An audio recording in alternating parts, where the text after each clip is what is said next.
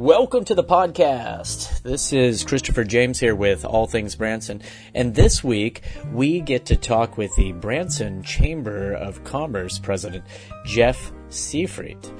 And it was quite an interesting conversation. We got to talk about all the small businesses that make Branson great.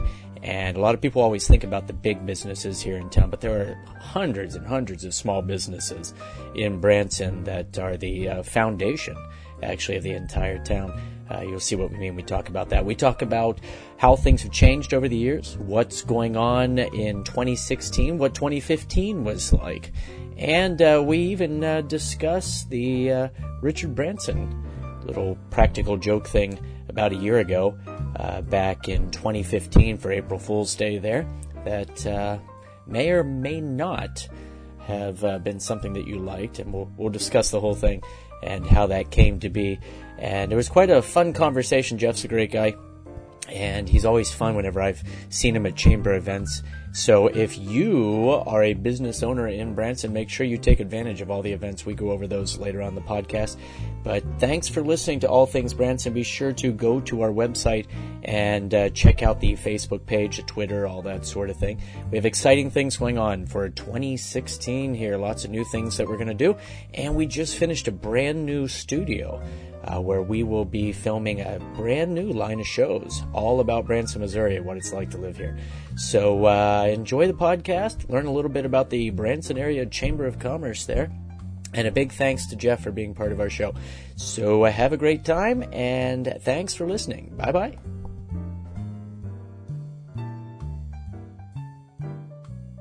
Well, hello, this is Christopher James with All Things Branson, and I am here at the Branson Chamber of Commerce. Is that the official name?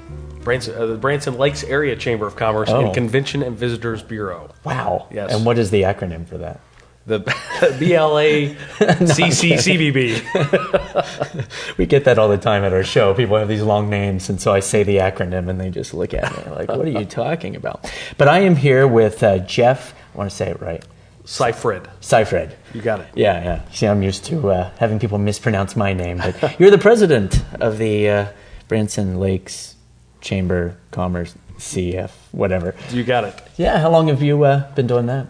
You know, I can't say that I'm officially new anymore. There's some time frame in there. I think it's 6 months. But in Branson, it's like 10 years. Yeah. Oh, good. I've started this job in March of last year. Uh-huh.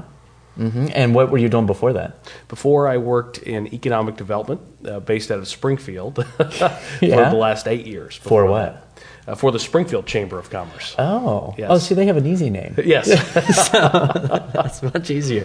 But did you, so what was your connection with Branson then? Do you live in Branson?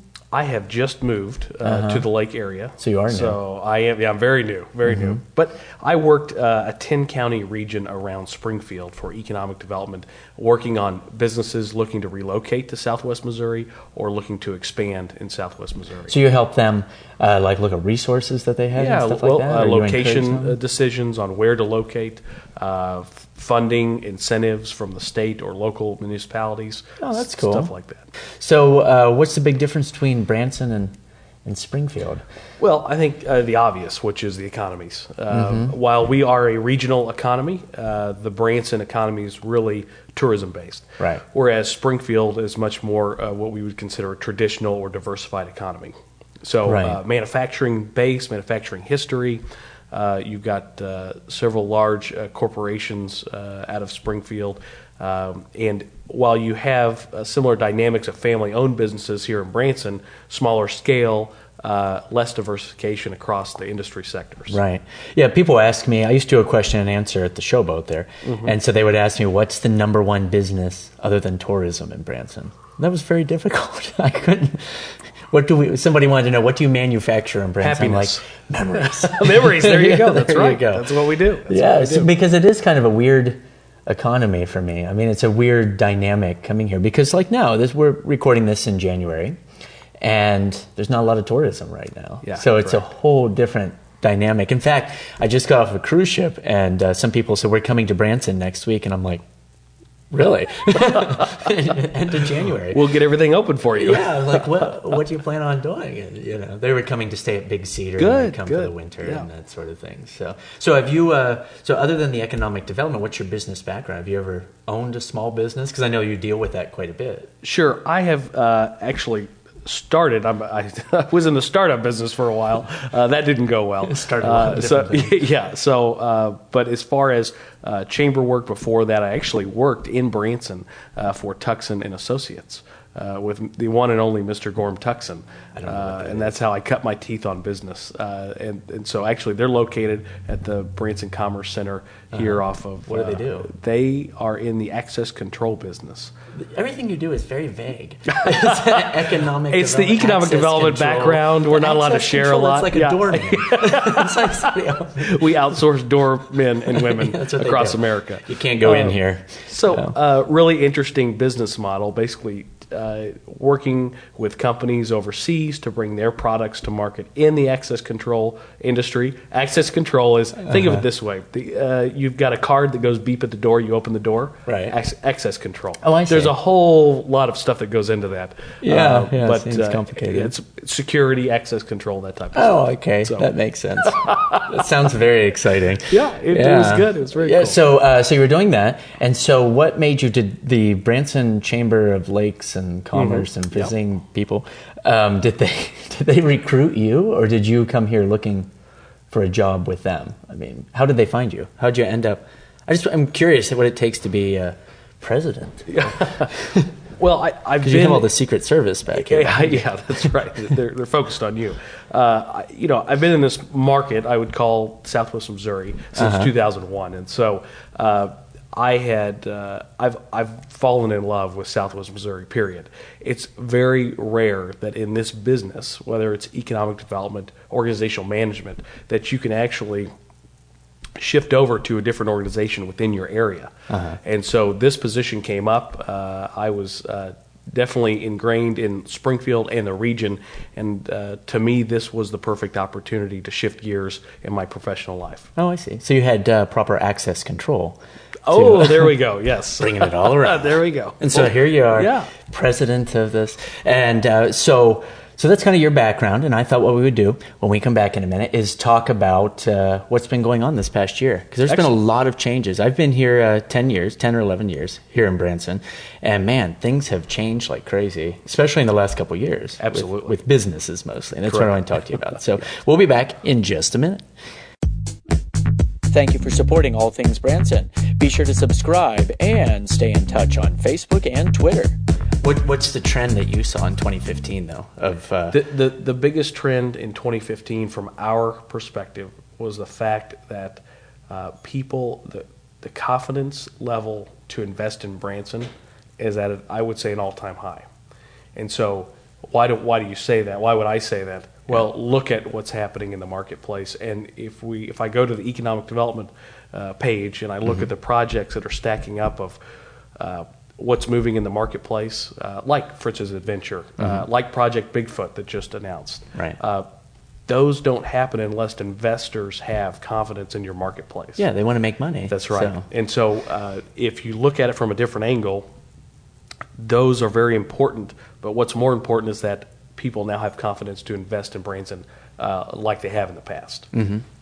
What kind of businesses are you seeing coming in, though, that are at least inquiring? Is it a lot more, seems like a lot more interactive type things to me, such as the escape room stuff. Oh, isn't that fantastic? Yeah, the Fritz's, things that the whole family can do rather than a lot of the bigger shows and stuff. I mean, our shows are pretty established, and I always say we have natural selection here in that when a new show opens, if it's not good, it gets weeded out automatically. You just can't survive. It's like it's just like the restaurant model. You know, if your food is not great, you're probably not going to survive in any marketplace. So, you know, what's moving is the attraction business. Now, I would break it down.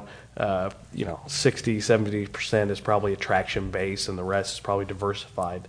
But it is that attraction that is diving deep into our brand that is doing really well. So what I mean by that is those who are embracing the family values, the family experience, the interaction, like for instance Adventure.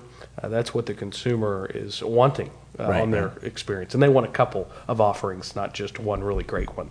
Yeah. So we have, I think, a lot to offer coming into 2016, and then definitely in 2017. But what do you think Branson needs? Is there some sort of business that you wish that you could attract here? Is there any? Do you see a void, I guess, in anything specific for families or for tourists coming in? You know what I mean? I'm going to answer that. I don't feel like I see. I don't see a major void. What I see is a labor issue, and so we can talk about a void or we can talk about what we'd like to attract. But the reality is, until we start moving a needle on attracting qualified talent to the area, which is what every business is experiencing, a shortage of qualified talent, qualified employees. So until we start moving the needle there, I don't think we can have a substantive conversation on what it is we're lacking. Right. Okay. But we have a weird economy in that it's not like, let's say Vegas, Atlantic City, one of the big tourist areas, because it's seasonal. Yeah. And so I'm sure that creates a problem with the labor issue. Well, absolutely. I mean, because I know a lot of performers that say, well, I want to work there, but I don't want to work there like 8 months, Yeah, most people want a year-round job. They want year-round employment. That's the expectation. And I think that's why it's important that we have economic development, CVB, and Chamber focused on growing the 12-month economy, we'll call it. People call it year-round, people call it whatever. It's a 12-month economy, and the diversification is also important. And so whether we attract a small light manufacturing plant, which could be sustained here, that brings people to the area, that their families then can work in the industry, the tourism industry. Those are the types of synergies we're looking for to kind of close that gap. Yeah, light manufacturing, you mean like lamps? And, specifically lamps. Lamps, yes, brass lamps, specifically. That's it. Little book lights. Would that be considered light manufacturing? I think so. I think it is. Yeah. Okay. That's good. Well, I think what we're seeing is people. I think the word is out that we can say that Branson is seasonal, but people want to experience Branson 12 months out of the year. Yeah. Great example. Coming here next week, can't wait to spend a week in Branson. It's January. Why would you come to Branson? Right. We're going to Big Cedar, and we want stuff to do. Yeah. So, there's a shift in our messaging. There's a shift in the expectation of the consumer that every market's open in 12 months, and Branson is too. And so I think that will naturally that gap will start closing together.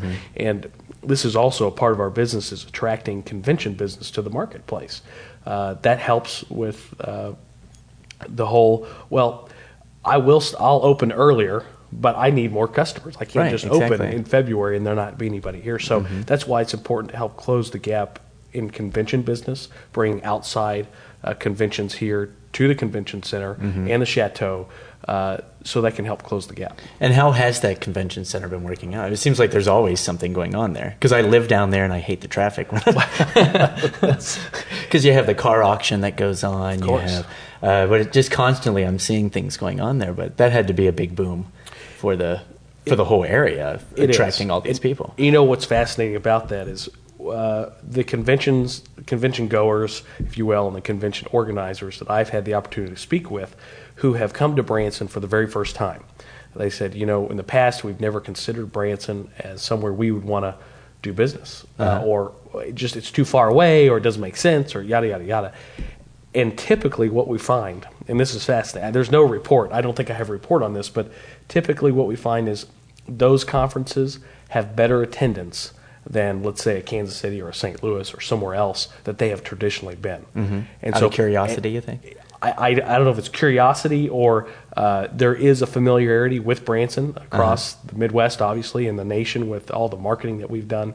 But it's an unknown known quantity. I hate to pull out a government deal for you, but it's an unknown known quantity. So they know of Branson, but they don't know exactly how we've changed and how what the opportunities are to really spend your time as a visitor. And so it's we have done I got to commend Branson. I've got to commend the residents, and I've got to commend everybody who works here, because they're the reason that we're having such success at the convention center. Right. But I've noticed a lot of shift in the advertising for Branson in the last couple of years, trying to advertise more of for the younger audiences, I would say, but not forgetting what the Branson tradition is of our veterans and all that sort of thing. But I've noticed a lot of shift towards the attractions, the amusement parks and stuff like that.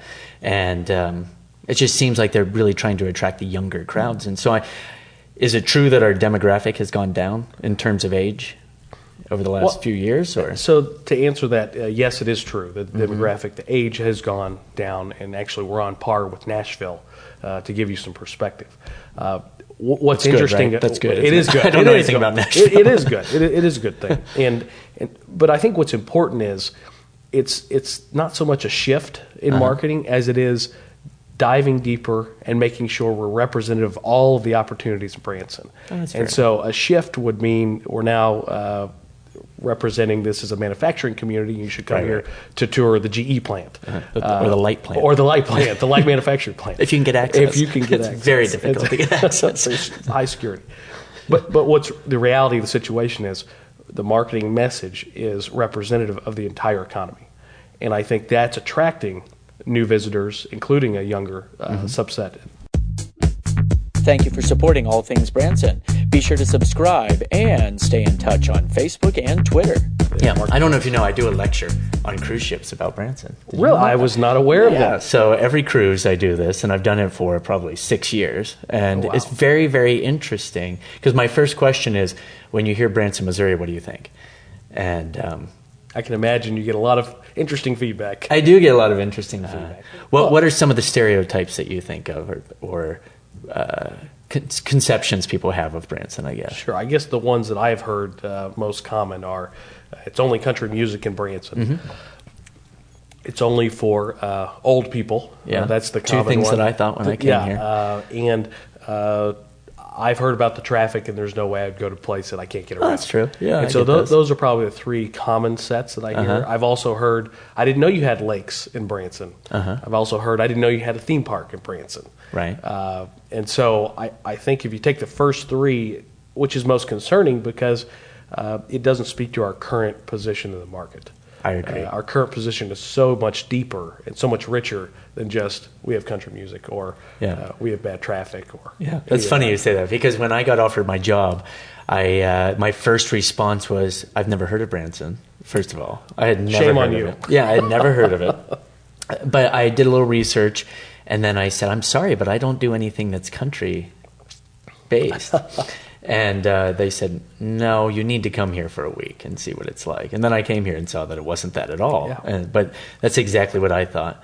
And with the older crowds, the same thing. But now the biggest shock, like you're saying, when I'm talking to people, is I talk about the water parks. I talk about all the zip lines. My kids and I do commercials for businesses here. Yeah. And you've probably seen a couple of them. And so I show them the commercial. That's part of my lectures. I show them us on the zip lines and us doing the putt-putt. And they're shocked. Like they have no idea. Yeah. That's the biggest surprise. I think you're right, is that we have all of these things. And it's fun to tell that side of the story because it is to the consumer shocking. Yeah. Say, oh, well, I would be interested in something like that, or I would be interested in visiting Branson. And so telling the accurate picture is critical to our success. Yeah, I think so too. Yeah. And 2015 just wrapped up. In 2016, there's a lot of things that have been announced. Now, I don't want to talk about anything that hasn't been announced yet, unless you want to give the scoop. But there's a lot going on. Of course, we've mentioned the Fritz thing, which is pretty cool. The Bigfoot project. Is that what it's called? That's right. Bigfoot. Project Bigfoot. That's been in the news quite a bit from what I've seen, where they've been debating it. And basically, from what I know, it's some sort of tower. Why don't you explain what you know what it is, first of all? Sure. Well, first of all, you're right. It has been in the news lately, so it's very timely. The City Council will take a final vote later in January to approve that project moving forward. So now they're just approving like the size of it and stuff. Is that what they don't have to approve a certain business coming to town, do they? That's right. They're approving the size, which is zoning, it's a 200-plus foot structure, just over 200 feet, that is outside the normal boundaries of what you would be normally able to build in Branson. Oh, so really? they have How to tall get is an exception. the Hollywood thing? I don't know. Oh, I just would think that was pretty close. Yeah, so anything over really 100 foot has got to go through an exception process. Oh, I see. And so that's what they're doing. They're developing a plan development that has all of the ingredients necessary to make their project successful. So it's an attraction. It's a 200+ foot tower where you go up and you're driven by different activities on the tower, basically. Oh. So it'll be unique to Branson. Oh, I thought it was just a ride or something. I thought it was like you go up and you drop or like something like, I guess I think there's multiple opportunities to do different things. Okay. So, but I would encourage you to go online and research it because it's, I believe there's only one other one in America, and I hate to say, I want to say Atlanta, if my memory serves me Go ahead. correct. You can say Atlanta. I'll say Atlanta. Okay. and Steve Harvey says it was Chicago. That's right. Yeah. So, and again, very exciting because it's a $10+ million project. Yeah. And those don't just come around every day. And making sure that we figure out how to make it successful in Branson, embracing the community values, embracing all the things that go into make Branson. Well, it seems like it would. I mean, just from what you're telling me. I believe that it does. Yeah. And I think council will be successful in moving that project forward later this month. And they're hoping for, as I understand it, a 2016 start date at some point. Of building it. Of getting it underway, completing it. Really? That's fast. That is pretty quick. What about the gondola thing? Because this is very intriguing to me. It's a huge project. And as that moves to its final stages later in the year, I would suspect, whether we get a go, no-go situation on if that's going to happen. It does serve two purposes. Primary purpose is people mover, so getting visitors to different locations. 3 purposes. Second purpose is an attraction. I want to ride the gondola across Branson. Yeah, that'd be fun. Which is, it is fun. Have you ridden a gondola? Oh, yeah. So they're fun. You can see everything. Yeah. And then the third is a workforce component, because if you, and I understand very little about the implementation or exactly how many cars there are, but it would serve as a very nice, I would say, workforce mover. So you could live downtown. You could live, if you could make it to one of the substations, get on and go directly to where you need to go. I think, in my mind, as far as moving people around, the Spirit of 76 redevelopment project, so with a trolley system, you add a gondola as a part of that. So you've got now multiple opportunities to not only move visitors, maybe take cars off the road, but also to move workers back and forth. Because I thought that it would be going along and you would be stopping like every, 100 feet or something, and I thought, how long is it going to take? So the gondola is supposed to be continuous. And so it doesn't stop. It does not stop. Oh, okay. From what I understand, I was looking at it totally wrong. I thought, how are you going to make it from one end of town to the other if you're stopping at all these different things? That sounds like it would not be advantageous. No, not at all. So it continually moves. So when you go into the station, the video that I've seen is you step off the platform as the gondola is slowly moving. You step on the platform, people get on, and they go. And it's going like 70 miles an hour. So 75. So it goes along with those go-karts that we have down there. Right. That would be exciting, wouldn't it? That would be an airplane, I think. trying to get on the thing. That could be an adventure right there. We'd set up cameras and all that. So the gondola, we had the Bigfoot thing, we got the Fritz thing going on. I heard there might be some stuff going on with the Grand Palace, which I don't know any details about that. But is that right? Grand Palace? That's correct. I always get them mixed up. Grand Palace, White House. Yeah. Some things going on there. But what are some other businesses that have been announced that are going to start developing in 2016? Anything else? Well, I think the thing to keep your eye on is what small startups are we going to see out of 2016 in Branson. So if you look at, there's a number of, I'd say specifically, sorts of an incubator that was just put into place. And so the big projects are great. Don't get me wrong. I love the big projects. But the ones to keep our eyes on are the startup companies. Right. Because the growth of our economy depends a lot on what startup companies can we spin out of our local economy. And so that's what I would keep your eye on. Well, let's do some predictions. What businesses are going to fail this year? Give us some names. There's a specific magic show I had in mind. I can't. What was the name of your show? No. Oh. Sorry. I think we had a record year in 2015. Yeah. Okay, bottom line. 2016, we anticipate being another record year as far as visitation goes. And the amount of tax dollars that are generated and spent in the economy. Yeah. So there's a lot of cogs in that wheel. And so I think if you're on your game and you're focused and you have a plan to take advantage of the increased visitation and the new business investment that's being currently looked at in the community, you're going to do well. Right. So if you do not have a plan, you may not do as well. Thank you for supporting All Things Branson. Be sure to subscribe and stay in touch on Facebook and Twitter. Just a couple final things real quick. So what are some of the big events that the Chamber does? I know you have the Black Tie Gala. Sure. Coming up. You have that coming up. But what are some big events, some big community events that the Chamber's involved with? A couple things. One is certainly our outreach into Jefferson City. It's something that we overlook from time to time, I think, as a community and how important that is. And so while we have meetings and special guests, Lieutenant Governor was just here, all the different folks that come to Branson to communicate the message and be communicated to, that's something that I think not everyone is taking advantage of. So that's a program that we offer. We've offered for a long time. Right. Obviously, we do have the Black Tie Gala. Is it Gala? Gala? I would I say don't really Gala. care. I don't. Gala. Yeah. Which you were invited to. I don't know if you got your invitation, but we'll send another one. Did I get an invitation? I think we did send you an invitation. So that's coming up into February. We have a number of just events that I think are very important if you want to be engaged in the economy. Okay, the one we launched in 2015 that I think is most significant would be Good Morning Branson, and this is a way to connect with the city of Branson, the county government, and the school district.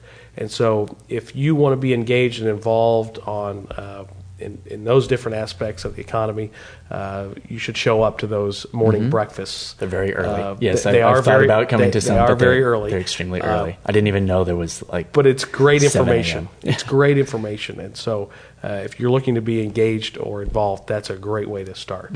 Start your day. Start your morning. Yeah, not for me. I'm not a morning person, but okay. And I think the other opportunity is the Young Professionals Group. So BYP, Branson Young Professionals.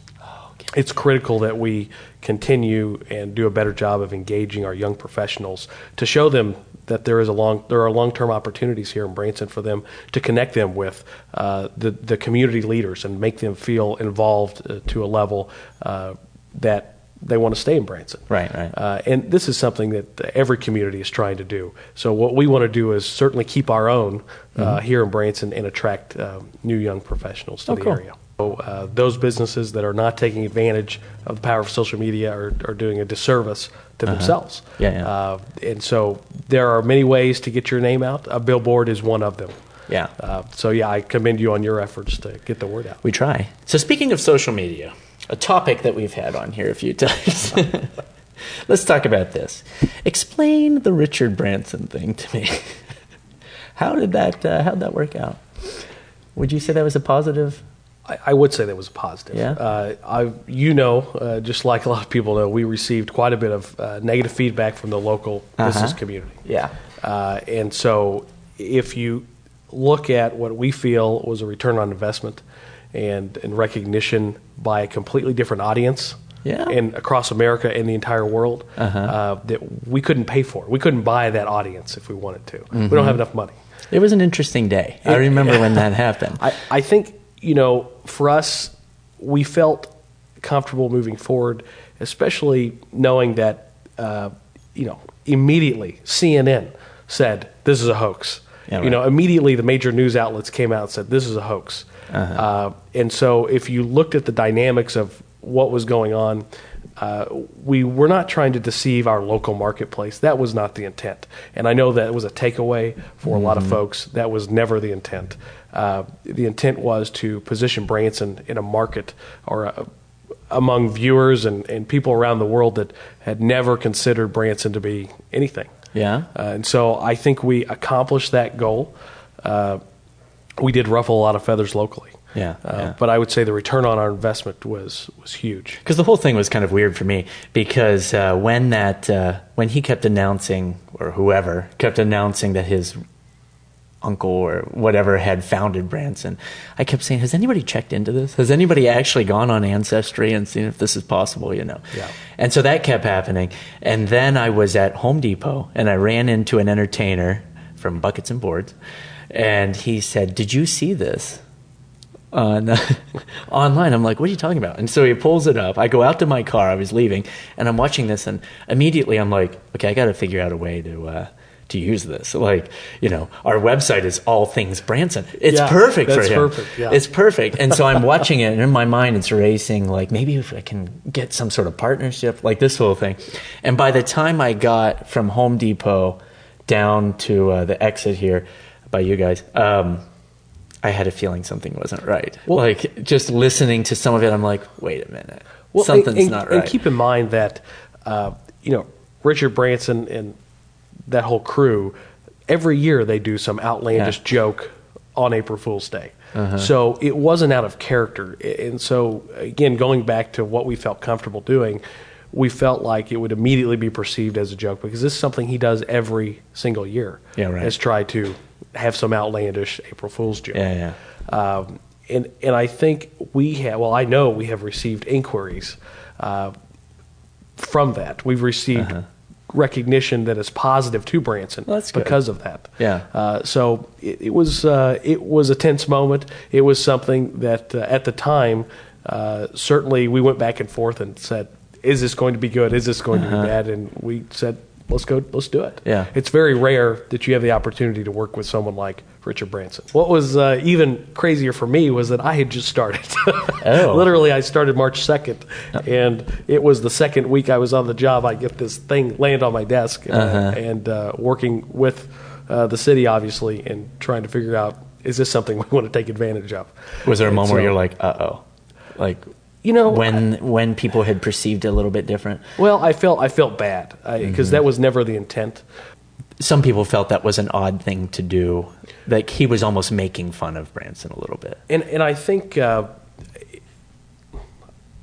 it was more important for us to be involved in that than to have no involvement. Yeah, because he probably would have done it anyways. So let me be clear that it was more important for us to be involved than to have no involvement. And that's what I've said in the interview. As I said, he was going to do it probably anyways. So the Richard Branson team was gracious enough to allow us access to some of the creative they were working on and all of that.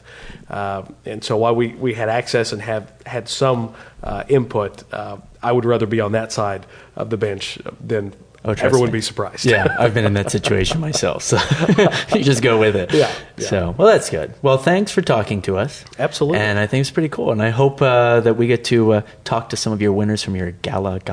I can't wait. Gala, that sort of thing. And get to interview a lot of the chamber members and that sort of thing. We've had a lot of contact since we've joined the chamber. We loved it. I've been to the breakfast. What's it called? The First Friday Coffee. Oh yeah, or the Good Morning Branson, which is funny because I don't drink coffee and stuff. They have water as well. Yeah, they do.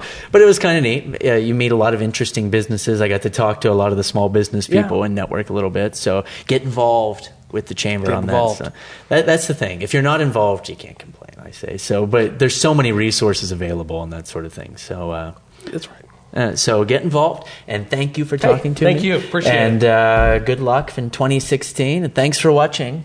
I'm Christopher James, and bye-bye.